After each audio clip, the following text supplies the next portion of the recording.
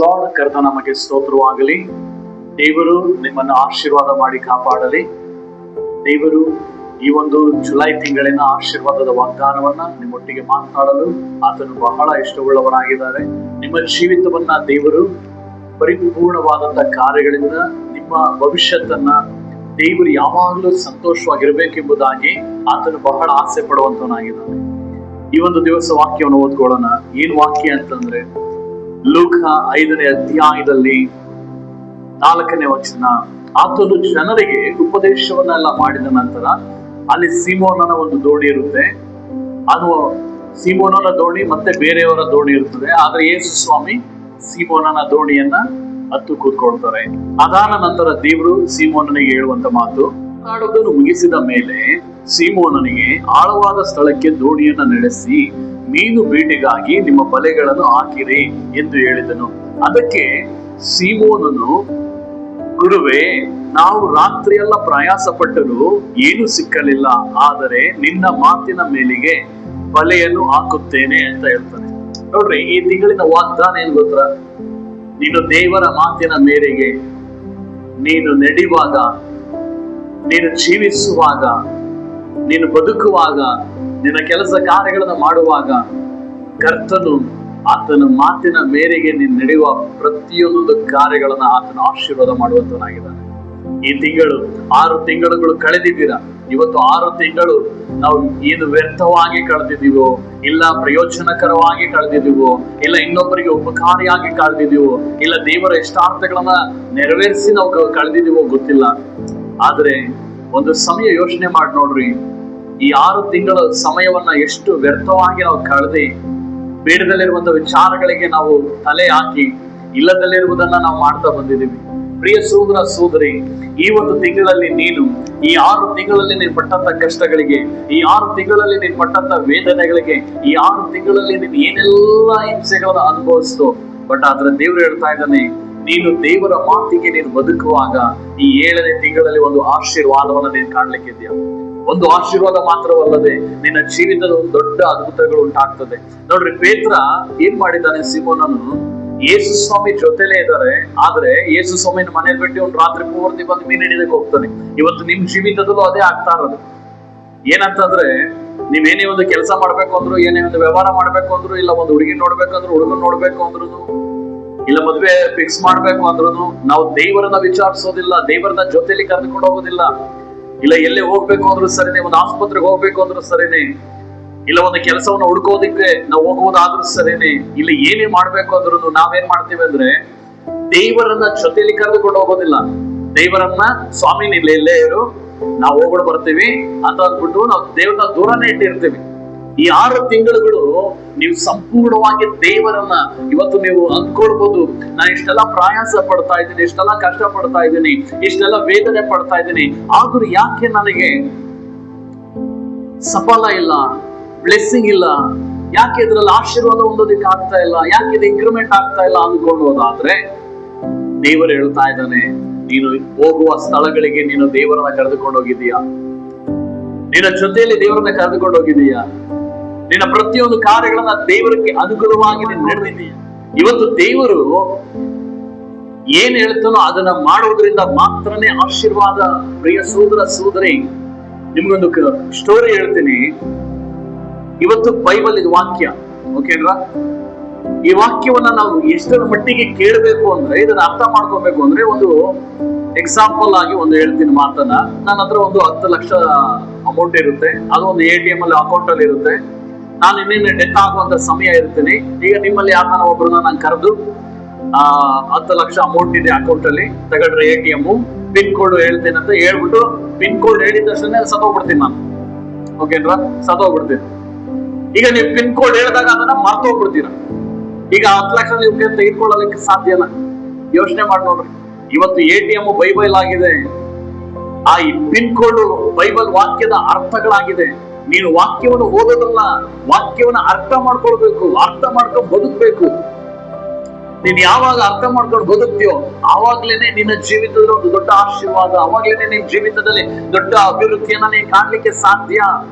ನೀವು ಬೈಬಲ್ ಅಲ್ಲಿ ಎಲ್ಲೇ ಒಂದು ತಿರುಗಿಸಿ ನೋಡೋದಾದ್ರೂ ದೇವರು ಹೇಳಿದ್ದನ್ನ ಅರ್ಥ ಮಾಡಿಕೊಂಡು ನಡೆದಂತವರು ಆಶೀರ್ವದಿಸಲ್ಪಟ್ಟಿದ್ದಾರೆ. ದೇವರನ್ನ ಮಾತನ್ನ ಮೀರಿ ದೇವರಿಗೆ ಅವಿದ್ಯರಾಗಿ ಪಾಪಗಳನ್ನ ಮಾಡ್ಕೊಳ್ತಾ ದೇವರಿಗೆ ಇಷ್ಟವಿಲ್ಲದ ಕಾರ್ಯಗಳನ್ನ ಮಾಡ್ತಾ ಇರುವಂತವ್ರನ್ನ ದೇವ್ರೋಗಿ ಆಶೀರ್ವಾದ ಮಾಡಿದ್ದೆಲ್ಲ ನಾವು ನೋಡಿದ್ದೀರ.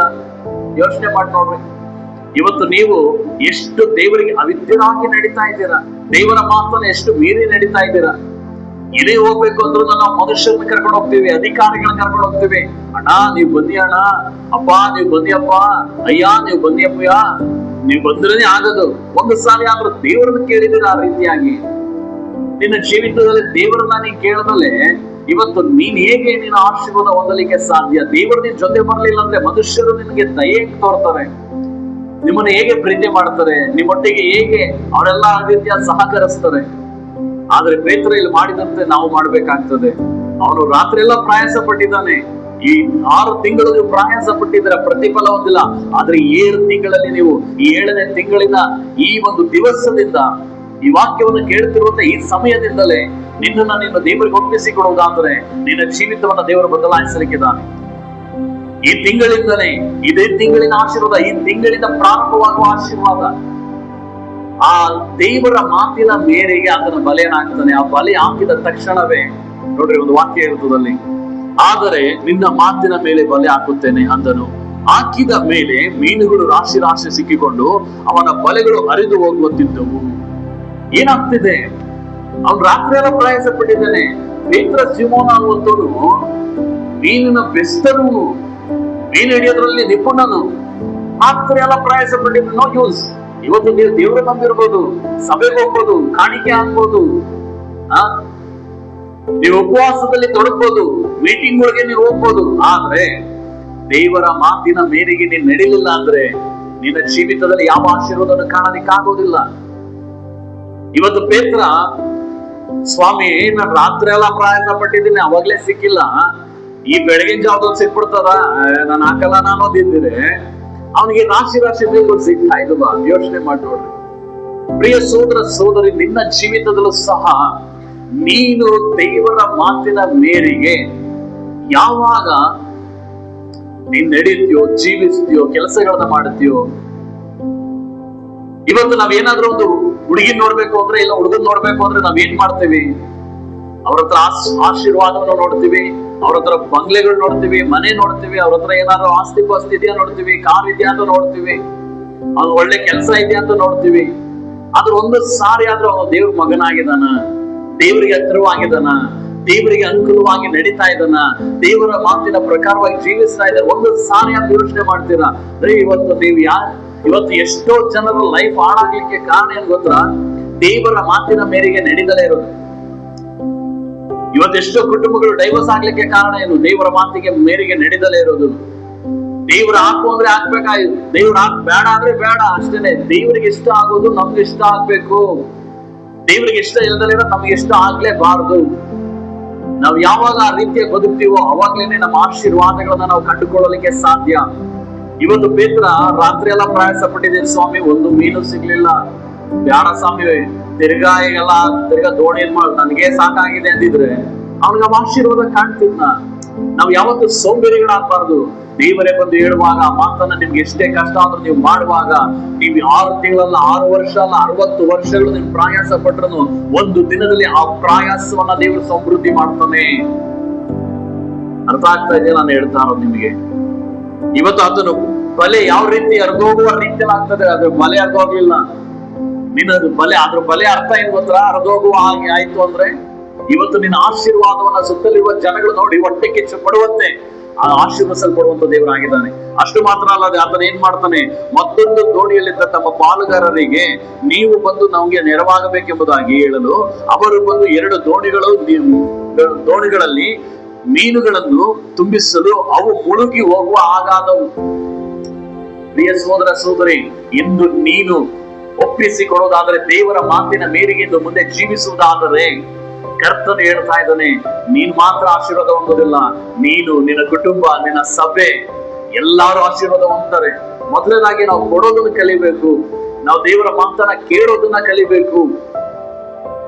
ಅವಾಗ್ಲೇನೆ ದೇವರೆಲ್ಲ ಮಾಡೋದು. 5 ರೊಟ್ಟಿ 2 ಮೀನುಗಳಲ್ಲಿ ದೇವರು 10,000 ಮೇಲ್ಪಟ್ಟ ಜನಗಳಿಗೆ ಊಟ ಮಾಡಿಸಿದ ಹೇಗೆ? ಒಬ್ಬ ವ್ಯಕ್ತಿ ಕೊಟ್ಟಿದ್ದ ನಿಮಿತ್ತವಾಗಿ. ಆತನು ಕೊಟ್ಟಿಲ್ಲ ಅಂದಿದ್ರೆ ಏನ್ ಮಾಡ್ತಾ ಇದ್ರು? ಯೋಚನೆ ಮಾಡಿ ನೋಡ್ರಿ. ಯಾರ ಹತ್ರ ಒಂದು ಕಡೆ ಬೈಬಲ್ ಹೇಳ್ತದೆ, ಯಾರ ಹತ್ರ ಏನಾದ್ರೂ ಇದೆಯಾ ನೋಡ್ಕೊಂಡ್ ಬರ್ರಿ ಅಂತ ಹೇಳ್ತಾರೆ ದೇವ್ರು. ಅರ್ಥ ಆಗ್ತದೆ? ನಿನ್ನ ಹತ್ರ ಇರೋದನ್ನ ನೀವು ದೇವ್ರು ಉಪಯೋಗ ಮಾಡ್ತಾನೆ. ಈಗ ನಿನಗೆ ಒಂದು ಬುದ್ಧಿ ಇರುತ್ತೆ, ಒಂದು ಏನಾದ್ರೂ ಒಂದು ಜ್ಞಾನ ಇರ್ತದೆ, ಒಂದು ಕೆಲಸ ಮಾಡೋದ್ರಲ್ಲಿ ಇಂಥ ಕೆಲಸದಲ್ಲಿ ನನಗೆ ಇದ್ರಲ್ಲಿ ನಿಪುಣನಾಗಿದ್ದೇನೆ, ನನಗೆ ಸಂಪೂರ್ಣ ಬುದ್ಧಿ ಇದೆ ಕೆಲಸ ಮಾಡೋದಕ್ಕೆ, ಅದಕ್ಕೆ ಪ್ಲಾನ್ಗಳಿದಾವೆ ಅಂತ ಅನ್ಕೊಳ್ಳಿ. ನೀವು ಆ ಪ್ಲಾನ್ಗಳು ಇರ್ಲಿ, ಆದ್ರೆ ದೇವ್ರ ಜೊತೆಲಿ ಇಟ್ಕೊಂಡು ನೀನ್ ಮಾಡ್ಬೇಕು. ದೇವರ ಜೊತೆಲಿದ್ದು ದೇವರ ಮಾತಿನ ಪ್ರಕಾರ ನೀನ್ ಮಾಡ್ಲಿಲ್ಲ ಅಂದ್ರೆ ಪ್ರಯೋಜನ ಇಲ್ಲ. ಅಬ್ರಹಾಮನ ಜೀವಿತವನ್ನು ನೋಡ್ರಿ, 12ನೇ ಅಧ್ಯಾಯದಲ್ಲಿ ಅಬ್ರಹಾಮನ ದೇವ್ರು ಕರೀತಾರೆ, ಅಬ್ರಹಾಮ ನೀನು ನಿನ್ನ ಸ್ವದೇಶವನ್ನ, ನಿನ್ನ ಹಳೆಯ ಬಂಧು ಮಿತ್ರಗಳನ್ನ ಎಲ್ಲವನ್ನ ಬಿಟ್ಟು, ನಿನ್ನ ಕುಟುಂಬವನ್ನ ಬಿಟ್ಟು, ನಿನ್ನ ತಂದೆ ತಾಯಿಯ ಮನೆಗಳನ್ನ ಬಿಟ್ಟು, ತಂದೆ ತಾಯಿಯನ್ನ ಬಿಟ್ಟು ನಾನ್ ತೋರಿಸುವ ದೇಶಕ್ಕೆ ಹೊರಟು ಬಾ. ನಾನು ನಿನ್ನನ್ನು ಆಶೀರ್ವಾದ ಮಾಡ್ತೀನಿ, ನೀನು ಅಭಿವೃದ್ಧಿ ಪಡಿಸ್ತೀನಿ, ನಿನ್ನ ನಾನು ಅರಸುವವರನ್ನು ಆರಿಸ್ತೀನಿ, ನೀನು ಶಪಿಸುವವರನ್ನು ಶಪಿಸ್ತೀನಿ. ಅಬ್ರಹಾಮನು ಅಲ್ಲಿ ದೇವರ ವಾಕ್ಯ ಇರ್ತದೆ, ಯೆಹೋವನು ಹೇಳಿದ ಮೇರೆಗೆ ಅವನು ಹೊರಟು ಬಂದಂತೆ. ಇವತ್ತು ನೀವೆಷ್ಟು ಜನ ದೇವರಿಗೋಸ್ಕರ ಬಿಡಲಿಕ್ಕೆ ಸಿದ್ಧವಾಗಿದ್ದೀರಾ? ಒಂದು ವಸ್ತುವನ್ನು ಬಿಡೋದಕ್ಕಾಗಲ್ಲ, ಒಂದು ಕೆಲಸವನ್ನು ಬಿಡೋದಕ್ಕಾಗಲ್ಲ, ಒಂದು ಭಾನುವಾರ ರಜಾ ಕಲಿಕ್ಕೆ ಆಗುದಿಲ್ಲ, ಒಂದು ಫಂಕ್ಷನ್ ಇದ್ರೆ ಆ ಫಂಕ್ಷನ್ ನ ಬಿಡೋದಕ್ಕಾಗೋದ್ರೆ ನೀವೇನ್ ತ್ಯಾಗ ಮಾಡ್ತೀರಾ? ತ್ಯಾಗ ಮಾಡ್ಲಿಲ್ಲ ಅಂದ್ರೆ ದೇವ್ರ ಹೆಂಗ್ರಿ ನಿಮ್ಮನ್ನ ಆಶೀರ್ವಾದ ಮಾಡ್ತಾನೆ? ಏನು ಉಪವಾಸ ಮಾಡ್ಬಿಟ್ರೆ, ಸಭೆಗೆ ಹೋಗ್ಬಿಟ್ರೆ, ನಾವು ಪ್ರಾರ್ಥನೆ ಮಾಡ್ಬಿಟ್ರೆ ಅಷ್ಟು ಮುಗಿದೋಯ್ತು ದೇವ್ರು ನಮ್ಮನ್ನ ಆಶೀರ್ವಾದ? ಅದಾಗ್ದಲ್ಲಿರೋ ವಿಷಯ. ಇವತ್ತು ನಿನ್ನ ಕೆಲ್ಸಕ್ಕೆ ಹೋಗ್ಬಿಟ್ಟು ನಿನಗೆ ಅಲ್ಲಿ ಹೋಗ್ಬಿಟ್ಟು ಕೆಲಸ ಮಾಡ್ದಲೆ ನೀನ್ ಅಲ್ಲೇ ಏನೋ ಟೈಮ್ ನ ವೇಸ್ಟ್ ಮಾಡ್ಕೊಂಡು ಕೂತ್ಕೊಂಡ್ರೆ ನಿನಗೆ ಸ್ಯಾಲರಿ ಸಿಗ್ತದ? ನಿನಗೆ ದೊರಕ್ತದ? ಯೋಚನೆ ಮಾಡಿ ನೋಡ್ರಿ. ಯೇಸು ಸ್ವಾಮಿ ಮೇಲೆ ನಂಬಿಕೆ ಇಟ್ಟಿದ್ ಮಾತ್ರಕ್ಕೆ, ಸಭೆಗೆ ಹೋಗಿದ್ ಮಾತ್ರಕ್ಕೆ ನಾವು ಆಶೀರ್ವಾದ ಹೊಂದ್ತೀವಿ ಅಂತ ಅಂದ್ಕೊಳ್ಳೋದು ಅದು ನಮ್ಮ ಬುದ್ಧಿಹೀನ ಕಾರ್ಯ. ಇವತ್ತು ದೇವರ ವಾಕ್ಯ ನಮಗೆ ಹೇಳುವಂತದ್ದೇನಾದ್ರೆ, ಈ ವಾಕ್ಯವನ್ನ ಕೈಗೊಂಡು ನಡಿಬೇಕೆಂಬುದಾಗಿ ಇರ್ತದೆ. ಇದನ್ನ ಅರ್ಥ ಮಾಡ್ಕೊಳ್ಬೇಕು. ಕೀರ್ತನೆ 1ನೇ ಅಧ್ಯಾಯ ಓದೋದಾದ್ರೂ, ಯೋಶುವ 1ನೇ ಅಧ್ಯಾಯ ಓದೋದಾದ್ರೂ, ದೇವರ ವಾಕ್ಯವನ್ನು ಕೈಗೊಂಡು ನಡೆಯೋದ್ರಲ್ಲಿ ಎಷ್ಟು ನಾವು ಚಾಣಕ್ಯರಾಗಿರ್ಬೇಕು, ನಾವೆಷ್ಟು ಬುದ್ಧಿವಂತರಾಗಿರ್ಬೇಕು. ಅದನ್ನ ಎಡಕ್ಕಾದ್ರೂ ಬಲಕ್ಕಾದ್ರೂ ಬಿಟ್ಟು ಹೋಗ್ಬಾರ್ದು ಅನ್ನೋದನ್ನ ದೇವರು ಹೇಳ್ತಾರೆ. ಅದ್ರ ನಿಮಿತ್ತವಾಗಿ ಆಶೀರ್ವಾದ. ಇವತ್ತು ದೇವರ ವಾಕ್ಯನ ನಾವು ಅರ್ಥ ಮಾಡ್ಕೋಬೇಕು. ದೇವರ ವಾಕ್ಯವನ್ನು ಓದುವಂಥದ್ದು ಮಾತ್ರವೇ ಅಲ್ಲ, ಓದೋದ್ರಿಂದ ಸಿಗಲ್ಲ, ಓದಿ ಅದ ಅರ್ಥ ಮಾಡ್ಕೊಂಡು ಅದರ ಜೀವಿತಕ್ಕೆ ನಾವು ಒಪ್ಪಿಸಿ ಕೊಡ್ಬೇಕು. ಈ ತಿಂಗಳು ನಿನ್ನನ್ನ ನೀನು ಒಪ್ಪಿಸಿ ಕೊಡುವುದಾದರೆ ಇದು ದೊಡ್ಡ ಅದ್ಭುತವನ್ನ ನೀನು ಕಾಣ್ಲಿಕ್ಕಿದ್ಯಾ? ಪ್ರಿಯ ಸೋದರ ಸೋದರಿ, ನಿನ್ನನ್ನ ನೀನು ದೇವರು ನೋಡೇ ಹೇಳ್ತಾ ಇದ್ದಾನೆ. ಇದುವರೆಗೂ ನೀನು ಪ್ರಯಾಸ ಪಟ್ಟಿದ್ದೀಯಾ? ಇದುವರೆಗೂ ನೀನು ಕಷ್ಟಪಟ್ಟಿದ್ದೀಯಾ? You don't worry. ಈ 6 ತಿಂಗಳುಗಳು, 6 ವರ್ಷಗಳು, 60 ವರ್ಷಗಳು, ಎಷ್ಟೇ ವರ್ಷಗಳಿಂದ ನೀನು ಪ್ರಯಾಸ ಪಟ್ಟರು ಸಫಲ ಹೊಂದಿಲ್ಲ ಅಂತಂದ್ರೆ ತಲೆ ಕೆಡಿಸ್ಕೊಂಬೇಡ. ದೇವರು ಈ ಒಂದು ತಿಂಗಳಿಂದ ನಿನ್ನ ಜೀವಿತವನ್ನು ಬದಲಾಯಿಸಲಿಕ್ಕಿದ್ದಾನೆ. ನಿನ್ನ ಜೀವಿತವನ್ನು ದೇವರು ಬದಲಾಯಿಸಲಿಕ್ಕಿದ್ದಾನೆ. ನಿನ್ನ ಭವಿಷ್ಯತನ್ನ ಬದಲಾಯಿಸಲಿಕ್ಕಿದ್ದಾನೆ. ನಿನ್ನ ಕಷ್ಟಾರ್ಜಿತವನ್ನೆಲ್ಲವನ್ನು ತೀರಿಸಲಿಕ್ಕಿದ್ದಾನೆ. ನೀನು ಮಾಡ್ಬೇಕಾಗಿರೋದು ಒಂದೇ ಒಂದು, ಕರ್ತನನ್ನ ಕೇಳಿ ಕರ್ತನ ಏನ್ ಹೇಳ್ತಾನೋ ಅದನ್ನ ಮಾಡೋದನ್ನ ಕಲೀರಿ ಸಾಕು. ದೇವ್ರ ಏನ್ ಹೇಳ್ತಾನೋ ಅದನ್ನು ಮಾತ್ರ ಮಾಡ್ರಿ. ನಿಮಗೆ ಇಷ್ಟ ಬಂದಿದ್ದೆಲ್ಲ ಮಾಡ್ಬೇಡ್ರಿ. ನಿಮಗೆ ಇಷ್ಟ ಬಂದಿದ್ದ ಮಾಡೋದ್ರಿಂದ ಪ್ರಯೋಜನ ಇಲ್ಲ. ನೀನು ದೇವರ ಹತ್ರ ಕೇಳಿ ಅದನ್ನ ತಾಳ್ಮೆಯಿಂದ ಕುಂತು ಪ್ರಾರ್ಥನೆ ಮಾಡಿ, ದೇವರು ಯಾವ್ಯಾವ ವಿಷಯ ಮಾಡ್ಬೇಕು ಅಂತ ಆ ವಿಷಯಗಳನ್ನ ಮಾಡ್ಬೇಕು. ನೀವಿಲ್ಲ ಅಂತಂದ್ರೆ ಆಶೀರ್ವಾದ ಹೊಂದೋದಕ್ಕೆ ಆಗೋದಿಲ್ಲ. ಪೇತ್ರ ಪ್ರಯಾಸ ಪಟ್ಟ ವೇಸ್ಟ್ ಆಯ್ತು, ಆದ್ರೆ ದೇವರ ಒಂದು ಮಾತಿನ ಮೇರೆಗೆ ಅವನು ಬಲೆ ಆಗ್ತಾನೆ. ರಾತ್ರಿ ಎಲ್ಲ ಪ್ರಯಾಸ ಪಟ್ಟಿದ್ದು ಅದು ಚಿಂತನೆ, ವೇದನೆ, ಕಷ್ಟ, ಕಣ್ಣೀರು. ಅವನು ಬಲೆಯನ್ನು ಹಾಕಿ ಮೀನು ರಾಶಿ ರಾಶಿ ಸಿಕ್ಕಿದ ತಕ್ಷಣವೇ ಅವನ ಎಲ್ಲ ಹಿಂದೆ ನಡೆದಂತ ಕಹಿತನಗಳೆಲ್ಲ ನೀಗಿ ಹೋಗ್ತದೆ. ಇವತ್ತು ನಿನ್ ಜೀವಿತದಲ್ಲೂ ಅಷ್ಟೇ, ದೇವರ ಮಾತಿನ ಮೇರೆಗೆ ನೀನ್ ನಡೆಯುವಾಗ ಹಿಂದೆ ನಡೆದಂತ ಎಲ್ಲಾ ಲಾಸ್ ಆಗಿರುವಂತದ್ದು, ಕಹಿತನಗಳು, ಪ್ರಾಬ್ಲಮ್ಗಳು, ಸಮಸ್ಯೆಗಳು, ಇದೆಲ್ಲವನ್ನ ದೇವರು ಒಂದೇ ಸಮಯ ಒಡೆದಾಕುವಂತ ದೇವರಾಗಿದ್ದಾನೆ. ನಿನ್ನ ಉದ್ಧರಿಸುವಂತ ದೇವರಾಗಿದ್ದಾನೆ. ಲಾಜರನು ಸತ್ತು ಬಿದ್ದಿರ್ತಾನೆ, 4 ದಿನವಾಗಿರ್ತದೆ, ಅವನ ಸಮಾಧಿಯಲ್ಲಿ ಇಟ್ಟಿರ್ತಾರೆ. ದೇವರು ಹೇಳ್ತಾರೆ ಆ ಕಲ್ಲನ್ನ ತೆಗೀರಿ ಎಂಬುದಾಗಿ. ಅವ್ರು ಹೇಳಿದ ಮಾತಿನ ಮೇರೆಗೆ ಕೆಲವರು ಅಲ್ಲಿ ಹಾಸ್ಯ ಮಾಡ್ತಾರೆ, ಆದ್ರೆ ಹೋಗಿ ಕೆಲವರು ಆತನ ಶಿಷ್ಯರು ಹೋಗಿ ಆ ಕಲ್ಲನ್ನ ಜರುಗಿಸ್ತಾರೆ. ದೇವರ ಮಾತಿನ ಮೇರೆಗೆ ಅದನ್ನ ಜರುಗಿಸ್ತಾರೆ. ಅವ್ರ ಅಕ್ಕಂದಿರು ಸಹ ನಂಬ್ತಾರೆ. ನೀನು ನಂಬುದಾದ್ರೆ ದೇವರ ಮಹಿಮೆ ಕಾಣ್ತಿ ಎಂಬುದಾಗಿ ಹೇಳಿದಾಗ ಆಗ ದೇವರು ಅವ್ರ ಮಾತಿನ ಮೇರೆಗೆ ಕಲ್ಲನ್ನ ಜರುಗಿಸಿದ ನಂತರ ದೇವರು ಮಹಾಶಬ್ದದಿಂದ ಒಂದು ಮಾತಾಡ್ತಾರೆ, ಲಾಜರನೇ ಎದ್ದು ಬಾ, ಹೊರಗೆ ಬಾ. ಇವತ್ತು ನಾವು ಕ್ಲಿಯರ್ ಮೊದಲು ತೋರಿಸ್ಬೇಕು. ಒಬ್ಬ ಪಾರ್ಶ್ವವಾಯು ರೋಗಿ 38 ವರ್ಷದಿಂದ ಬಿದ್ದಿರ್ತಾನೆ ಒಂದೇ ಜಾಗದಲ್ಲಿ. ಅವನನ್ನ ದೇವರು ನೋಡಿ ಹೇಳ್ತಾರೆ, ನಿನ್ನ ಹಾಸಿಗೆ ಹತ್ಕೊಂಡು ನಡೆ, ದೇವರ ಮಾತಿನ ಮೇರೆಗೆ ಅವನು ಎದುರಲಿಕ್ಕೆ ಪ್ರಯತ್ನ ಪಡ್ತಾನೆ. 38 ವರ್ಷದಿಂದ ಗುಣ ಆಗಲಿರುವಂತ ರೋಗ ಆ ಒಂದು ಮಾತಿನ ಮೇರೆಗೆ ಅವನು ಗುಣ ಆಗ್ತಾನೆ. ಇವತ್ತು ನಿನ್ನ ಜೀವಿತದಲ್ಲೂ ಅಷ್ಟೇ, ನೀನು ಅದ್ಭುತವನ್ನ ಕಾಣಬೇಕಾ, ನೀನು ಮಹಿಮೆಯ ಕಾಣಬೇಕಾ, ನಿನ್ನ ಜೀವಿತದಲ್ಲಿ ಮಾತಾದ ಕಾರ್ಯಗಳು ನಡೀಬೇಕಾ, ಇಂದು ನೀನು ಒಪ್ಪಿಸಿಕೊಡು. ಇಂದು ದೇವರ ಮಾತಿನ ಮೇರೆಗೆ ನಡೆ. ಈ ತಿಂಗಳಿಂದ ನಿನ್ನ ಜೀವಿತದಲ್ಲಿ ಒಂದು ದೊಡ್ಡ ಆಶೀರ್ವಾದನ ಕಾಣಲಿಕ್ಕಿದೆಯಾ? ಒಂದು ಆಶೀರ್ವಾದದ ಮಳೆಯನ್ನ ದೇವರು ಬಿಡುಗಡೆ ಮಾಡ್ಲಿಕ್ಕಿದ್ದಾನೆ. ಆಶೀರ್ವಾದದ ಒಂದು ಉಜ್ಜೀವನವನ್ನು ಬಿಡುಗಡೆ ಮಾಡ್ಲಿಕ್ಕಿದ್ದಾನೆ. ಇವತ್ತು ಸೇವೆ ಮಾಡುವಂತವರ ಸೇವಕರಿಗಾಗಿ ಹೇಳುವಂತದ್ದೊಂದು, ನಿಮ್ಮ ಜೀವಿತದಲ್ಲಿನ ಸೇವೆಯಲ್ಲಿ ಅಭಿವೃದ್ಧಿ ಹೊಂದಬೇಕು ಅಂದ್ರೆ ನೀವು ದೇವರ ಮಾತಿನ ಮೇರೆಗೆ ನಡೆಯಿರಿ. ಒಬ್ಬ ನರ ಮನುಷ್ಯನಿಗಾಗಿಯೋ, ಸಭೆ ಜನಗಳಿಗಾಗಿಯೋ, ನಿಮಗೆ ಕಾಣಿಕೆ ಕೊಡುವವರಿಗಾಗಿಯೋ ನೀವೆಂದಿಗೂ ಸೇವೆ ಮಾಡಬೇಡ್ರಿ. ಇವತ್ತು ಎಲಿಯನ ರೀತಿಯಲ್ಲಿ ನಾವು ಕಾಗೆನ ಎದುರು ನೋಡಬಾರ್ದು, ಕಾಗೆನ ಕಳಿಸಿದಂತ ದೇವರನ್ನ ಎದುರು ನೋಡ್ಬೇಕು. ಆಗ್ಲೇನೆ ದೇವರು ನಮ್ಮನ್ನ ಆಶೀರ್ವಾದ ಮಾಡ್ಲಿಕ್ಕೆ ಸಾಧ್ಯ. ಇವತ್ತು ಎಷ್ಟೋ ಒಂದು ಕಾರ್ಯಗಳನ್ನ ನಾವು ಕಾಗೆಗಳನ್ನ ಎದುರು ನೋಡ್ತೀವಿ. ಕಾಗೆ ಇವತ್ತು ಒಂದು ಹೋದ್ರೆ ಇನ್ನೊಂದು ದೇವ್ರು ಕರ್ಕೊಂಡ್ ಬರ್ತಾರೆ. ದೇವರೇ ಇಲ್ಲ ಅಂತಂದ್ರೆ ಯಾಕೆ ಕಾಗೆನ ಕಳಿಸ್ತಾರೆ? ಇವತ್ತು ನಿನ್ ಜೀವಿತದಲ್ಲಿ ಅಷ್ಟೇನೆ, ನಿನ್ನ ಸಭೆಗೆ ಯಾರನ್ನ ಕೊಡ್ಬೇಕು ಅನ್ನೋದಾದ್ರೆ, ನಿನ್ನ ಸಭೆಗೆ ಅನುಕೂಲವಾಗಿರ್ಬೇಕು ಅಂತಂದ್ರೆ ಇವತ್ತು ನಿನ್ ದೇವರನ್ನ ಎದುರು ನೋಡ್ರಿ. ದೇವ್ರನ್ನ ಎದುರು ನೋಡುವಾಗ ದೇವರು ನಿಮಗೆ ಬೇಕಾದದನ್ನ, ಬೇಕಾದ ಜನಗಳನ್ನ ದೇವರೇ ಕಳಿಸಿ ಕೊಡ್ತಾನೆ.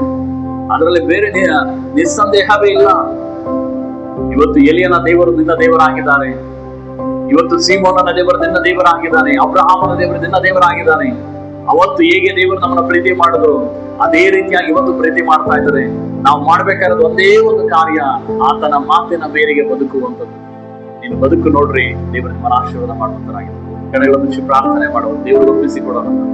ಪರಲೋಕದಲ್ಲಿರುವ ನಮ್ಮ ತಂದೆಯಾದ ದೇವರೇ, ಯಾರೆಲ್ಲ ಈ ಸಂದೇಶವನ್ನ ಕೇಳಿದರು ದೇವರೇ, ಅವರೆಲ್ಲರ ಮೇಲೆ ಈ ಕ್ಷಣದಲ್ಲಿ ನಿನ್ನ ವಿಶೇಷ ಕೃಪೆ ಬಿಡುಗಡೆ ಆಗ್ಲಿ, ನಿನ್ನ ಮಹಿಮೆ ಬಿಡುಗಡೆ ಆಗ್ಲಿ. ನಜರೇತಿನ ಯೇಸುವಿನ ನಾಮದಲ್ಲಿ ಪ್ರತಿಯೊಬ್ಬೊಬ್ಬರ ರೋಗಗಳು ನೀಗಲಿ. ದೇವರೇ, ಕಣ್ಣಿನಲ್ಲಿರುವಂತ ತೊಂದರೆ, ದೇವರೇ ಕಿವಿಗಳಲ್ಲಿರುವಂತ ತೊಂದರೆಗಳು, ಬಾಯಲ್ಲಿ ಇರುವಂತ ಹಲ್ಲಿನಲ್ಲಿರುವಂತ ನಾಲಿಗೆ ಭಾಗದಲ್ಲಿ ಗಂಟಲಲ್ಲಿರುವಂತ ತೊಂದರೆಗಳು, ರೋಗಗಳು ಯೇಸುವಿನ ನಾಮದಲ್ಲಿ ಅದು ತೆಗೆಯಲ್ಪಡಲಿ. ಗರ್ಭಕೋಶಗಳಲ್ಲಿರುವಂತ ತೊಂದರೆಗಳು ಯೇಸುವಿನ ನಾಮದಲ್ಲಿ ತೆಗೆಯಲ್ಪಡಲಿ. ದೇವರೇ, ಈ ಕ್ಷಣದಲ್ಲಿ ಎಲ್ಲ ಆರ್ಟಲ್ಲಿ ರಾಜ್ಯ ಇರುವಂತ ಹೃದಯದಲ್ಲಿರುವ ತೊಂದರೆಗಳು, ಆಗಿರ್ಬೋದು, ಪ್ರಾಬ್ಲಮ್ ಆಗಿರ್ಬೋದು, ಏನೇ ಇನ್ಫೆಕ್ಷನ್ ಗಳಾಗಿರ್ಬೋದು, ಶ್ವಾಸಕೋಶದಲ್ಲಿ ಇರುವಂತಹ ತೊಂದರೆಗಳು ಏನೇ ಆಗಿದ್ರು ಯೇಸುವಿನ ನಾಮದಲ್ಲಿ ಅದು ಗುಣವಾಗಲಿ. ಕರ್ತನೆ, ಕೈ ಕಾಲು ನೋವುಗಳು, ಮಂಡಿಯ ಸವೆತ, ಮೂಳೆ ಪ್ರಾಬ್ಲಮ್ಸ್ ಗಳು ಏನೆಲ್ಲ ನೋವಿದೆಯೋ, ಬೆನ್ನು ಮೂಳೆಗಳಲ್ಲಿ ನೀರಿರುವಂತದ್ದು ಎಲ್ಲ ನೋವುಗಳು ನೀಗಲಿ. ಬಿಪಿ, ಶುಗರ್, ಟಿವಿ ಕಾಯಿಲೆಗಳೆಲ್ಲ ನೀಗಲಿ. ಥೈರಾಯ್ಡ್ ಗಳೆಲ್ಲ ಗುಣವಾಗಲಿ ಯೇಸುವಿನ ನಾಮದಲ್ಲಿ. ಪಂಚತನಗಳೆಲ್ಲ ನೀಗಲಿ. ಈಗಲೇ ಗರ್ಭವು ಆಶೀರ್ವಾದ ಹೊಂದಿಕೊಳ್ಳಲಿ. ಬಹುಮಾನ ಬಿಡುಗಡೆ ಆಗಲಿ. ಕರ್ತನೆ, ದೇವರೇ, ಯಾರೆಲ್ಲ ಅನಾರೋಗ್ಯಗಳಲ್ಲಿ ಬಿದ್ದಿದ್ದಾರೋ ಈ ಕ್ಷಣದಲ್ಲೇ ರೋಗವನ್ನು ನೀಗಿಸಲ್ಪಡಲಿ. ರಾಜನೇ, ದೇವರೇ, ಅಸ್ವಸ್ಥರಾಗಿದ್ದಾರೋ ಈಗಲೇ ಗುಣ ಹೊಂದಲಿ. ಜ್ವರಗಳಿಂದ, ದೇವರೇ, ಕೆಮ್ಮಲುಗಳಿಂದ ಬಳಲ್ತಾ ಇದ್ದರು ಈಗಲೇ ಗುಣ ಹೊಂದಲಿ ಯೇಸುವಿನ ನಾಮದಲ್ಲಿ. ಈ ವಾಕ್ಯವನ್ನ ಕೇಳುತ್ತಿರುವಾಗಲೇ ದೇವರೇ, ಅವರ ಮೇಲಿನ ಸುಸ್ಥತೆಯ ಶಕ್ತಿ ಬಿಡುಗಡೆ ಆಗಲಿ. ಈಗಲೇ ಗುಣ ಹೊಂದಿಕೊಳ್ಳಲಿ. ಸಾಲದಲ್ಲಿ ಬಾಧೆಗಳಲ್ಲಿ ಒತ್ತಾಡುತ್ತಿರುವ ಪ್ರತಿಯೊಬ್ಬೊಬ್ಬರು ಆ ಸಾಲದಿಂದ ಹೊರಗಡೆ ಬರಲಿ. ದೇವರೇ, ಅವರಿಗೆ ಮಾರ್ಗಗಳನ್ನ ತೆರೆಯಿರಿ. ದೇವರೇ, ಈ ಕ್ಷಣದಲ್ಲೇ ಬದಲಾವಣೆ ಉಂಟಾಗಲಿ. ದೇವರು, ಯಾರೆಲ್ಲ ಕೆಲಸಕ್ಕಾಗಿ ಹುಡುಕಾಡ್ತಾ ಇದ್ದಾರೋ ಯೇಸುವಿನ ನಾಮದಲ್ಲಿ ಕೆಲಸ ಬಿಡುಗಡೆ ಆಗಲಿ. ಓ, ಥ್ಯಾಂಕ್ ಯು ಜೀಸಸ್. ದೇವರೇ, ಸ್ತೋತ್ರಪ್ಪ. ಕೆಲಸಕ್ಕಾಗಿ ಬಹಳ ಒದ್ದಾಡುತ್ತಿರುವಂತ ಜನಗಳಾಗಿದ್ದೀರಾ. ದೇವರು ಹೇಳ್ತಾ ಇದ್ದಾನೆ, ಈ ಪ್ರಾರ್ಥನೆಯನ್ನ ಕೇಳುತ್ತಿರುವಾಗಲೇ ನಿಮ್ಮ ಕೆಲಸದ ಡೋರ್ಗಳು ಓಪನ್ ಆಗ್ತಾ ಇದೆ. ಕೆಲಸದ ಡೋರ್ಗಳು ಓಪನ್ ಆಗ್ತಾ ಇದೆ. Thank you Jesus Lord. ಈ ವಾಕ್ಯವನ್ನು ಕೇಳುವ ನಿಮಿತ್ತವಾಗಿ, ಪ್ರಾರ್ಥನೆಯನ್ನ ನೀವು ತಲೆಗಳನ್ನ ಬಾಗಿ ಒಪ್ಪಿಸಿ ಕೊಡ್ತಿರುವ ನಿಮಿತ್ತವಾಗಿ ನಿಮ್ಮಲ್ಲಿರುವ ಎಲ್ಲಾ ರೋಗಗಳು ದೇವರು ಗುಣಪಡಿಸ್ತಾ ಇದ್ದಾನೆ. ನೀವು ನಂಬ್ರಿ. ಎದ್ದು ನಡೆಯೋದಕ್ಕೆ ಆಗದಲ್ಲಿರುವಂತವರಿಗೆ, ಪಾರ್ಶ್ವವಾಯ ರೋಗದಲ್ಲಿರುವಂತವರಿಗೆ, ಕೈಕಾಲು ಸ್ವಾಧೀನ ಇಲ್ಲದಲ್ಲಿರುವಂತವರಿಗೆ ಈಗಲೇ ದೇವರ ಶಕ್ತಿ ಬಿಡುಗಡೆ ಆಗ್ತಿದೆ. ಎದ್ದು ನಡೆಯಿರಿ. ಈಗಲೇ ಎದ್ದು ನಡೆಯಿರಿ. ಗುಣ ಹೊಂದಿಕೊಳ್ಳಿರಿ ಯೇಸುವಿನ ನಾಮದಲ್ಲಿ. ನಿನ್ನ ಸುಸ್ಥತೆಯ ಶಕ್ತಿ ಈಗಲೇ ಬಿಡುಗಡೆ ಆಗಿದ್ದಕ್ಕಾಗಿ ಸ್ತೋತ್ರ. ದೇವರೇ, ಗುಣ ಹೊಂದಿದ್ದಕ್ಕಾಗಿ ಸ್ತೋತ್ರ. ದೇವರೇ, ಎಲ್ಲ ಇಕ್ಕಟ್ಟುಗಳಿಂದ ಬಿಡುಗಡೆ ಆಗಲಿ. ದೇವರೇ, ಮನುಷ್ಯರನ್ನ ನಂಬಿ ಸೋತು ಹೋಗಿದಾರಲ್ಲ ದೇವರೇ, ಈಗಲೇ ಬಲವನ್ನು ಹೊಂದಿಕೊಳ್ಳಲಿ ಯೇಸುವಿನ ನಾಮದಲ್ಲಿ. ನಿನ್ನ ಪರಿಶುದ್ಧಾತ್ಮನು ಈಗಲೇ ಇವರ ಮೇಲೆ ಬಿಡುಗಡೆ ಆಗಲಿ. ಗುಣಪಡಿಸಿದಕ್ಕಾಗಿ ಸ್ತೋತ್ರ ಅಪ್ಪ. ಎಲ್ಲ ಪ್ರಾಬ್ಲಮ್ಗಳು ನೀಗಲಿ. ಬಿಸ್ನೆಸ್ ಅಲ್ಲಿ ಬಹಳ ಲಾಸ್ ಆಗಿ ಜೀವನ ಮಾಡ್ತಾ ಇದ್ದೀರಾ. ನಿಮ್ಮ ಕೆಲಸದಲ್ಲಿ ಇಂಕ್ರಿಮೆಂಟ್ ಇಲ್ಲ, ಬರುವಂತಹ ಸ್ಯಾಲರಿಯಲ್ಲಿ ನಿಮ್ಮ ಜೀವಿತವನ್ನು ನಡೆಸಲಿಕ್ಕೆ ಆಗ್ತಾ ಇಲ್ಲ. ಕರ್ತನೆ ಹೇಳ್ತಾ ಇದ್ದಾನೆ, ಅಭಿವೃದ್ಧಿ ಪಡಿಸ್ತಾ ಇದ್ದಾನೆ ನಿಮ್ಮ ಜೀವಿತವನ್ನ. ಈ ವಾಕ್ಯವನ್ನ, ಪ್ರಾರ್ಥನೆಯನ್ನ ಕೇಳುತ್ತಿರುವಾಗಲೇ ನಿಮ್ಮ ಜೀವಿತದ ಹೊಸ ಡೋರ್ಗಳು ಓಪನ್ ಆಗ್ತಾ ಇದೆ. Thank you Jesus Lord. ದೇವರೇ, ನೀ ಕೃಪೆ ಮಾಡು. ಥೈರಾಯ್ಡ್ ಇಂದ ಬಹಳ ಜನ ಕಷ್ಟ ಪಡ್ತಾ ಇದ್ದೀರಾ. ಇವತ್ತು ದೇವರು ಗುಣಪಡಿಸ್ತಾ ಇದ್ದಾನೆ. Thank you Jesus Lord. ಬೆನ್ನು ನೋವುಗಳಿಂದ ಕಷ್ಟಪಡ್ತಾ ಇದ್ದೀರಾ, ದೇವರು ಈಗಲೇ ಗುಣಪಡಿಸ್ತಾ ಇದ್ದಾನೆ. ಅದ್ಭುತವನ್ನು ಹೊಂದಿಕೊಳ್ಳ್ರಿ. ದೇವರ ಶಕ್ತಿ ಬಿಡುಗಡೆ ಆಗ್ತಾ ಇದೆ. Thank you Jesus lord. ಕಿವಿ ಕೇಳದಲ್ಲಿರುವಂತವ್ರಿಗೆ ಈಗಲೇ ದೇವರು ಕಿವಿ ತೆರೆಯಲ್ಪಡಲಿ ಯೇಸುವಿನ ನಾಮದಲ್ಲಿ. ಕಣ್ಣು ಸರಿಯಾಗಿ ಕಾಣದಲ್ಲಿರುವಾಗ ಕಣ್ಣು ಕಾಣಲಿ ಯೇಸುವಿನ ನಾಮದಲ್ಲಿ. ದೇವರೇ ಮಾತಾಡೋದಕ್ಕೆ ಬರದಲ್ಲಿರುವಂತ ರಾಜ, ಎಲ್ಲಾ ಮಾತುಗಳು ರಾಜ ನಿಂತಿರುವಂತದ್ದು ದೇವರೇ ಮಾತನಾಡುವುದಕ್ಕೆ ತೊಡಗಲಿ. ದೇವರೇ ಮಾತುಗಳು ಬರಲಿ ಯೇಸುವಿನ ನಾಮದಲ್ಲಿ. ದೇವರೇ ಈಗಲೇ ಅದು ಪೇತ್ರನ ಕೊರತೆಗಳನ್ನ ತೀರಿಸಿದ ದೇವರೇ, ಈ ವಾಕ್ಯಗಳನ್ನು ಕೇಳುತ್ತಿರುವಂತ ಪ್ರತಿಯೊಬ್ಬೊಬ್ಬರ ಕೊರತೆಗಳನ್ನ ತೀರಿಸು, ಆಶೀರ್ವದಿಸು. ಹೀಗೆ ಮಾಡಿದಕ್ಕಾಗಿ ವಂದನೆ. ಪ್ರಾರ್ಥನೆ ಕೇಳಿದಕ್ಕಾಗಿ ಸ್ತೋತ್ರ. ಬಿಡುಗಡೆ ಕೊಟ್ಟಿದ್ದಕ್ಕಾಗಿ ಸ್ತೋತ್ರ. ಆರೋಗ್ಯವನ್ನು ಕೊಟ್ಟಿದ್ದಕ್ಕಾಗಿ ಸ್ತೋತ್ರ. ಇವರ ಕೆಲಸ ಕಾರ್ಯಗಳಲ್ಲಿ ಅಭಿವೃದ್ಧಿಯನ್ನು ತಂದಿದ್ದಕ್ಕಾಗಿ ಸ್ತೋತ್ರ. ಇವರ ಪಟ್ಟ ಅವಮಾನಕ್ಕೆ ಪ್ರತಿಯಾಗಿ ಮಾನ ಗೌರವವನ್ನ ಎರಡರಷ್ಟು ಹೊಂದಿಕೊಂಡಿದ್ದಕ್ಕಾಗಿ ಸ್ತೋತ್ರ. ಯೇಸುವಿನ ನಾಮದ ತಂದೆ, ಆಮೆನ್ ಆಮೆನ್. ಇವರು ನಿಮ್ಮ ಜೀವಿತದಲ್ಲಿ ದೊಡ್ಡ ಅದ್ಭುತವನ್ನು ಮಾಡಿದ್ದಾನೆ. ಎದ್ದು ನಡೆಯೋದಕ್ಕೆ ಆಗ್ತಲಿರೋ ಎದ್ದು ನಡೆದ್ರಿ. ಕಿವಿ ಕೇಳೋದಕ್ಕೆ ಆಗ್ತಲಿರೋ ಕಿವಿಯನ್ನ ಕೇಳುವಂತೆ ಅದನ್ನು ಚೆಕ್ ಮಾಡ್ರಿ. ಕಣ್ಣುಗಳನ್ನ ಚೆಕ್ ಮಾಡ್ರಿ. ನಿಮ್ಗೇನಾದ್ರೂ ಕಾಯಿಲೆ ಇರುವುದಾದ್ರೆ ನಿಮ್ ಕೈಲಿ ಏನ್ ಮಾಡೋದಕ್ಕೆ ಆಗ್ತಲ್ಲ ಅದು ಚೆಕ್ ಮಾಡ್ರಿ. ದೇವರು ನಿಮಗೆ ಗುಣಪಡಿಸಿದ್ದಾನೆ. ನಿಮ್ಮ ಸಾಕ್ಷಿಗಳನ್ನ ನಮ್ಮ ವಾಟ್ಸಾಪ್ಗೆ, ನಮ್ಮ ಚರ್ಚ್ ನಂಬರ್ ವಾಟ್ಸಾಪ್ ಇದೆ, ಈ ನಂಬರ್ಗೆ ನೀವು ಕಳಿಸ್ರಿ. ನಿಮ್ಮ ಸಾಕ್ಷಿಗಳನ್ನ ಹಂಚಿಕೊಡ್ರಿ. ನಾವು ನಿಮ್ಮ ಜೊತೆಯಲ್ಲಿ ದೇವರಿಗೆ ಕೃತಜ್ಞತೆಗಳನ್ನ ಸಲ್ಲಿಸ್ತೇವೆ. ದೇವರು ಮತ್ತೆ ಮುಂದಿನ ತಿಂಗಳಲ್ಲಿ ಹೊಸ ವಾಗ್ದಾನದೊಟ್ಟಿಗೆ ಬರುವುದು ತನಕ ದೇವರು ನಿಮ್ಮನ್ನ ಪ್ರತಿನಿತ್ಯವೂ ಆಶೀರ್ವಾದ ಮಾಡಿ ಕಾಪಾಡಲಿ. ಆಮೆನ್.